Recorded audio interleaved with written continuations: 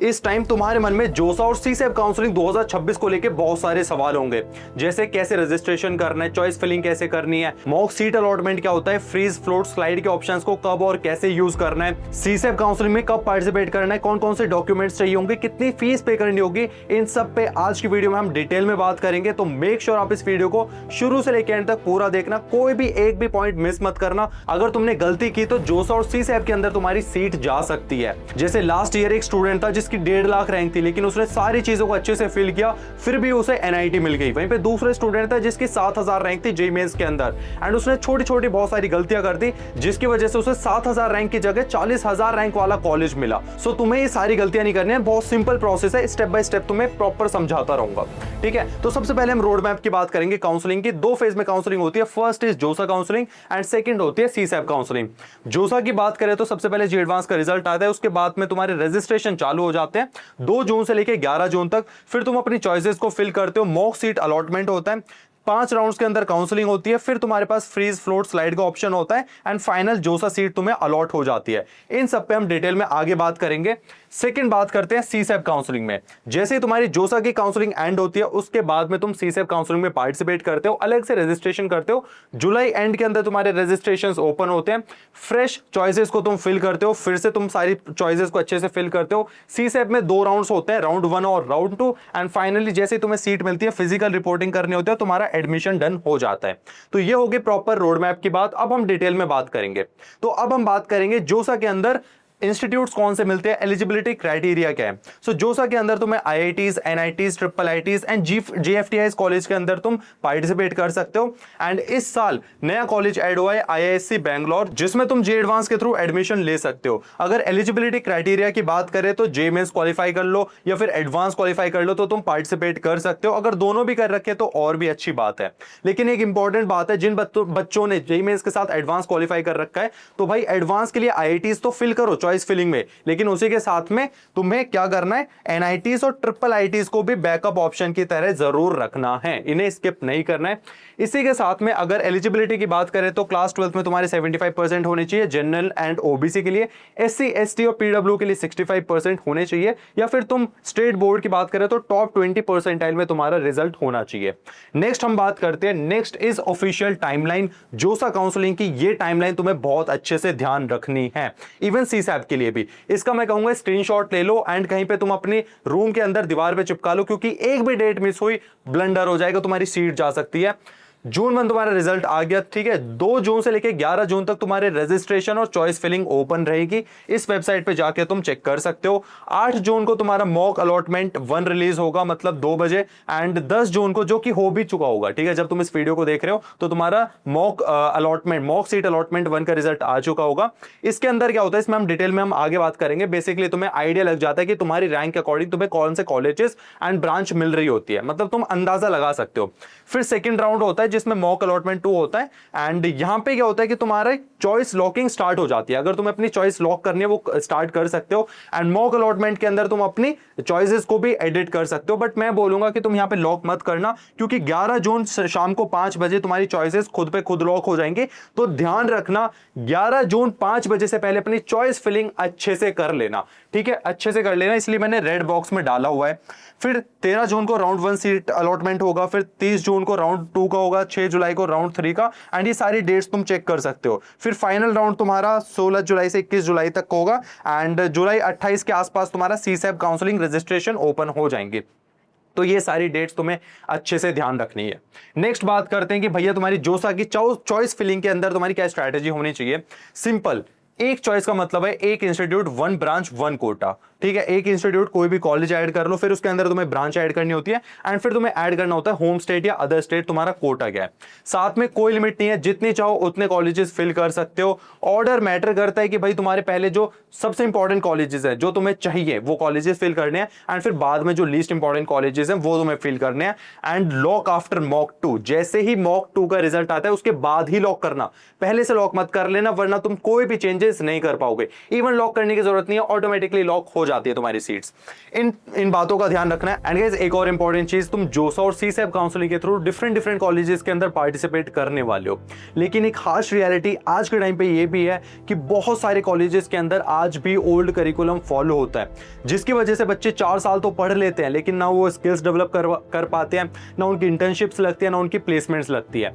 And इसी वजह से ना मुझे क्वाड का मॉडल काफी इंटरेस्टिंग लगता है। क्वाड एक न्यू एज इंस्टीट्यूट है जो कि IIT, IIM, FMS के एलुमनाई ने मिलकर बनाया है। यहाँ फोकस सिर्फ थ्योरी पे नहीं बल्कि स्टूडेंट्स को इंडस्ट्री रेडी बनाने पर किया जाता है। चाहे तुम computer science with AI ML करना चाहो या फिर AI integrated management program, curriculum real industry requirements को ध्यान में रखकर डिजाइन किया गया है। एंड इसीलिए स्टूडेंट्स को live projects, internships, practical exposure काफी अर्ली स्टेज पे मिलता है। एंड एक और अच्छी बात मुझे ये भी लगी कि प्लेसमेंट प्रिपरेशन, इंटरव्यू ट्रेनिंग और करियर गाइडेंस इनके प्रोग्राम का ही पार्ट है। और जो स्टूडेंट्स स्टार्टअप्स बिल्ड करना चाहते हैं उनके लिए मेंटरशिप और भी अपॉर्चुनिटीज अवेलेबल है। एंड सबसे इंटरेस्टिंग बात, इनकी फीस कंपैरेटिवली काफी अफोर्डेबल है, तुम स्क्रीन पे चेक कर सकते हो। इसी के साथ में यहाँ पे स्कॉलरशिप्स के भी ऑप्शंस अवेलेबल है। एंड अगर इसके बारे में तुम डिटेल में जानना चाहते हो फिर रजिस्टर करना चाहते हो तो लिंक डिस्क्रिप्शन में है, फटाफट से जाओ अभी चेकआउट करो। अगर चॉइस फिलिंग की बात करें तो अगर तुम्हारी ये रैंक है तो 50 से 100 चॉइसेस इनफ है, 500 से 2000 रैंक है तो ये चॉइसेस इनफ है, एंड 25,000 से ऊपर रैंक है तो 300 प्लस चॉइसेस इनफ है। वैसे अगर तुम्हारी कुछ भी रैंक हो 200 से 300 के चॉइसेस मोर देन सफिशिएंट होते हैं, उसके अंदर तुम्हें कॉलेजेस सारे कवर हो जाते हैं। अब तुम्हें एक फॉलो करना है, एक आइडियल स्ट्रक्चर फॉलो करना है। 20% अपने ड्रीम कॉलेजेस रखने हैं कि तुम्हारी रैंक है 20,000 है, लेकिन तुम्हें कुछ ऐसे कॉलेजेस भी रखने हैं कि जो कि जिनकी कट ऑफ थी 15,000, 16,000, 17,000 पिछले साल, ठीक है, जिन्हें तुम ड्रीम करते हो काश ये मिल जाए, ठीक है। 50% तुम्हारे रियलिस्टिक कॉलेजेस होने चाहिए जिसमें तुम्हें पता है कि यार ये मेरी रैंक है एंड ये कॉलेजेस मुझे मिल सकते हैं। एंड 30% तुम्हारे बैकअप ऑप्शन होने चाहिए कि जो कि तुम्हारी रैंक के नीचे के कॉलेजेस है, थोड़े से रखो कि इनकेस तुम्हारा जो रियलिस्टिक रैंक पे कॉलेज नहीं मिला तो तुम्हारे पीछे का बैकअप का मिल जाए। 10 से 15% जरूर रखो। नेक्स्ट हम बात करते हैं कि तुम्हें 5 गलतियां अवॉइड करनी है और साथ में मॉक अलॉटमेंट में क्या होता है, ठीक है। जैसे मॉक 1 में तुम्हारा सीट प्रेडिक्टेड अलॉटमेंट हो जाता है, ठीक है, स्टिल एडिटेबल है एंड इसमें तुम अपनी चॉइसेस को एडिट कर सकते हो। फिर तुम्हारा मॉक 2 का रिजल्ट आएगा जिसमें तुम फाइनल अपनी रिव्यू कर सकते हो, क्योंकि तुम्हारी अगले दिन चॉइसेस लॉक हो जाएंगी, तो प्रॉपर रिव्यू कर लेना, हर एक चॉइस को अच्छे से देख लेना कि जो तुम्हें कॉलेजेस चाहिए वही कॉलेज तुमने फिल करे हैं या नहीं। साथ में 11 जून को तुम्हारी 5 बजे सारी चॉइसेस ऑटोमेटिकली लॉक हो जाएंगी। अब बात करते हैं तुम्हें ये 5 गलतियां नहीं करनी है भूल के भी। फर्स्ट, कि सिर्फ अपनी ड्रीम चॉइसेस को भर दिया, कोई बैकअप ऑप्शन नहीं है। इसमें क्या होगा कि तुम्हें कॉलेज सीट तक नहीं मिलेगी अगर ये गलती कर दी। सेकंड, की चॉइसेस ही बहुत कम भर दिए, बस 10-15 चॉइसेस भर दिए, ये भी एकदम गलत है। अपना होम स्टेट कोटा को इग्नोर मत करना फॉर NITs, IITs के अंदर तो नहीं होता, NITs के लिए होम स्टेट कोटा को इग्नोर मत करना। चॉइसेस को लॉक मत करना भाई, पहले से ही अपने आप ऑटोमेटिकली लॉक हो जाएंगी। एंड अपनी दोस्त के रैंक के हिसाब से मत चलना कि उसकी ये रैंक है तो मैं भी वही कॉलेजेस भर सकता हूं, नहीं, उसकी थोड़ी सी डिफरेंट रैंक है, उसकी प्रायोरिटी अलग है, उसका कोटा अलग हो सकता है, ठीक है, उसकी कैटेगरी अलग हो सकती है, बहुत सारी चीजें मैटर करती हैं। अब बात करते हैं सीट अलॉटमेंट कैसे वर्क करता है। तो तुम्हारी रैंक, कैटेगरी और कोटा के अकॉर्डिंग तुम्हें सीट्स अलॉट होती हैं। हर राउंड के बाद, जैसे राउंड 1, राउंड 2, राउंड 5 तक तुम्हारे रिजल्ट्स आएंगे, हर राउंड जैसे राउंड का रिजल्ट आया अगर तुम्हें सीट मिल जाती है किसी भी कॉलेज के अंदर, तो तुम्हें एक सीट एक्सेप्टेंस फी पे करनी होती है। कितनी है वो मैं आगे बताऊंगा। फिर तुम्हें अपने डॉक्यूमेंट्स अपलोड करने होते हैं जिसके लिए तुम्हें 2 से 3 दिन इनफ मिल जाते हैं। उसके बाद तुम्हें फ्रीज फ्लोट स्लाइड पे जाना है कि तुम्हें जो सीट मिली है उसमें आगे अपग्रेड करना है नहीं करना है, उसके बाद ऑप्शन है। लेकिन तुम्हें जैसी सीट मिलती है तुम्हें फीस जरूर पे करनी है और नेक्स्ट राउंड पे मूव कर जाना है, ठीक है। नेक्स्ट अब हम बात करते हैं फ्रीज फ्लोट स्लाइड की बात। तो फ्रीज तुम्हें जब करना है, फॉर एग्जांपल तुम राउंड 2 के अंदर तुम्हारी जो प्रेफर्ड ब्रांच है और कॉलेज है वो मिल गया, तुम्हें वही चाहिए थी, तो फ्रीज कर दो भैया, डॉक्यूमेंट्स अपलोड कर दो, फी पे कर दो, सारी चीजें हो जाएंगी।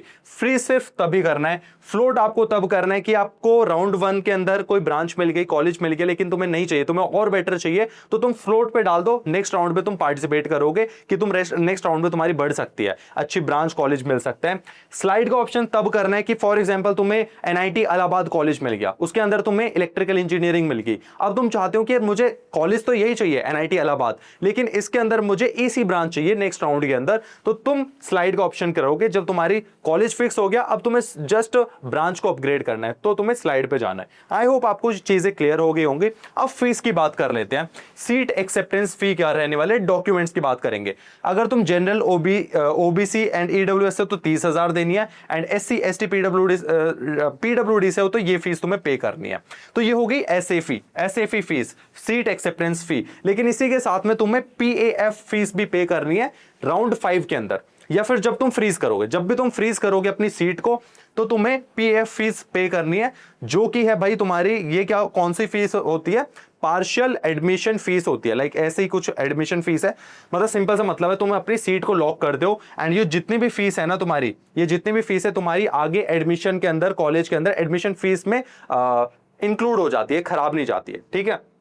इसी के साथ में एक और इंपॉर्टेंट बात ध्यान रखना कि डेडलाइन बिल्कुल मिस मत करना। अगर डेडलाइन मिस की, फी पे करने की, डॉक्यूमेंट्स अपलोड करने की, तो सीट कैंसिल हो जाएगी। और अगर आपको विदड्रॉ करना है, फॉर एग्जांपल आपको राउंड 5 के अंदर आपको जो सीट चाहिए थी वो नहीं मिली एंड तुम सीसैब में पार्टिसिपेट करना चाहते हो, तो वहां से विदड्रॉ कर लेना, विदड्रॉ रिक्वेस्ट डाल देना एंड आपके 7,000 कट होंगे एंड बाकी अमाउंट आपका बैंक अकाउंट में आ जाएगा। एंड जो ये सैफ फी है, ये तुम्हारी आईआईटीज एनआईटीज दोनों के लिए सेम है, कोई डिफरेंस नहीं है। ये सारे डॉक्यूमेंट्स है, ये सारे डॉक्यूमेंट्स है, डॉक्यूमेंट्स की लिस्ट तुम चेक कर लो, स्क्रीनशॉट ले लो, ठीक है। नेक्स्ट हम बात करते हैं, नेक्स्ट बात करेंगे कि व्हाट इज सीसैब। अब सीसैब की बात करेंगे, जोसा काउंसलिंग देख ली, अब जुलाई एंड के अंदर तुम्हारी सीसैब काउंसलिंग के रजिस्ट्रेशन स्टार्ट हो जाते हैं। इसमें वो बच्चे पार्टिसिपेट करते हैं जिनके अंदर, जिनकी जोसा के अंदर जैसी ब्रांच चाहिए थी वो नहीं मिली, या फिर उन्हें जोसा काउंसलिंग के अंदर कोई सीट ही अलॉट नहीं हुई है, तो वो लोग चाहते हैं कि यार कोई सीट मिल जाए, या फिर अब सीट को अपग्रेड करना चाहते हैं, तो सीसैब के अंदर पार्टिसिपेट करना होता है। यहाँ पे भाई एनआईटीज, ट्रिपल आईटीज, जीएफटीआईज मिलते हैं, कोई आईआईटीज और आईआईएससी आपको नहीं मिलेंगे। 2 स्पेशल राउंड्स होते हैं, जुलाई अगस्त में काउंसलिंग चालू हो जाती है, ये इनकी वेबसाइट है, यहाँ पे कोई अपफ्रंट फी नहीं है, कोई रजिस्ट्रेशन फी पे करने की जरूरत नहीं है, और यहाँ पे सिर्फ एक्सेप्ट और रिजेक्ट का ऑप्शन होता है, कोई फ्रीज फ्लोट का ऑप्शन नहीं होता। तो कौन से बच्चे पार्टिसिपेट करते हैं, यहाँ पे सीट्स कैसे मिलती हैं, तो सीसैब के अंदर क्या होता है कि जोसा के अंदर बहुत सारे बच्चे सीट्स को फ्रीज करके बैठे होते हैं, वो रिलीज हो जाते हैं, तो यहाँ पे सीट्स बढ़ जाती हैं। आईआईटीज, जो बच्चे आईआईटीज जाते हैं वो एनआईटीज, ट्रिपल आईटीज की सीट को लाइक फ्रीज करके, होल्ड करके बैठे होते हैं, तो वो सारी सीट्स रिलीज हो जाती है। कंपटीशन कम होता है, जोसा के अंदर बहुत सारे बच्चे बैठते हैं, सीसैब के अंदर बहुत कम बच्चे बैठते हैं, तो चांसेस बढ़ जाते हैं अच्छी सीट मिलने के। साथ में भाई एक्स्ट्रा सीट्स भी होते हैं, बहुत सारे कॉलेजेस के अंदर सीसैब राउंड्स के लिए कुछ एक्स्ट्रा सीट्स अलॉट करके रखते हैं। इसमें डिटेल में बात करें, अगर जोसा सीसैब को कंपेयर करें, सबसे पहले तो भाई रजिस्टर कर लेना, कोई अपफ्रंट पे की जरूरत नहीं है, फ्रेश चॉइसेस फिल करनी होती हैं, ठीक है। पुट चॉइसेस बेटर देन जोसा, ठीक है, जोसा से बेटर चॉइसेस रखो। यहाँ पे ये मत रखना कि भाई कुछ भी कॉलेज रख दो, जो तुम्हें रियलिटी में लगता है कि ये मिल सकता है वही कॉलेजेस फिल करने हैं। करंट जोसा सीट को सेफ बैकअप की तरह रखना, जब भी सीसैब में पार्टिसिपेट करो, अगर तुम्हें जोसा के अंदर सीट मिल गई है तो उसमें भाई फीस वगैरह पे करके होल्ड पे रख देना। बहुत बार ऐसा होता है कि जोसा के अंदर जो सीट मिल गई वो बच्चे छोड़ देते हैं और सीसैब में भी सीट नहीं मिलती है, तो ये गलती मत करना। एंड चॉइसेस को लॉक वगैरह कर देना, जैसे भी ऑप्शंस है। ये सारे भाई कंपैरिजन है, इंस्टीट्यूट्स, राउंड्स वगैरह बात करें, ये सारे आपको इंस्टीट्यूट्स मिलते हैं, सीसैब के थ्रू ये मिलता है। इसमें टोटल ये राउंड्स होते हैं, इसमें 2 राउंड्स होते हैं। यहाँ पे आईआईटी, आईआईएससी नहीं मिलते हैं, सॉरी जोसा के अंदर मिलते हैं, यहाँ पे पार्टिसिपेट नहीं कर सकते। होम स्टेट कोटा दोनों में अप्लाई होता है, बाकी चीजों पे तुम चेक कर सकते हो, ठीक है। सो यही था आज की वीडियो में। एंड जो सबसे इंपॉर्टेंट है, ये 5 गोल्डन रूल्स, 5 नहीं है, 1 2 3 4 5 6 7 8, ये 8 चीजें अच्छे से स्क्रीनशॉट ले लो एंड ये सारी चीजें बहुत अच्छे से ध्यान रखना, क्योंकि ये पूरी वीडियो की समरी है, ठीक है। यही था आज की वीडियो में। कुछ डाउट रह जाते हैं तो कमेंट सेक्शन में जरूर पूछना। एंड हमारी काउंसलिंग भी ज्वाइन कर सकते हो तुम, 1-to-1 जोसा और सीसैब की काउंसलिंग, लिंक तुम्हें डिस्क्रिप्शन में मिल जाएगा, उसकी चिंता मत करना। Till then keep learning, keep working hard, all the very best. बाकी वीडियोस भी आती रहेंगी।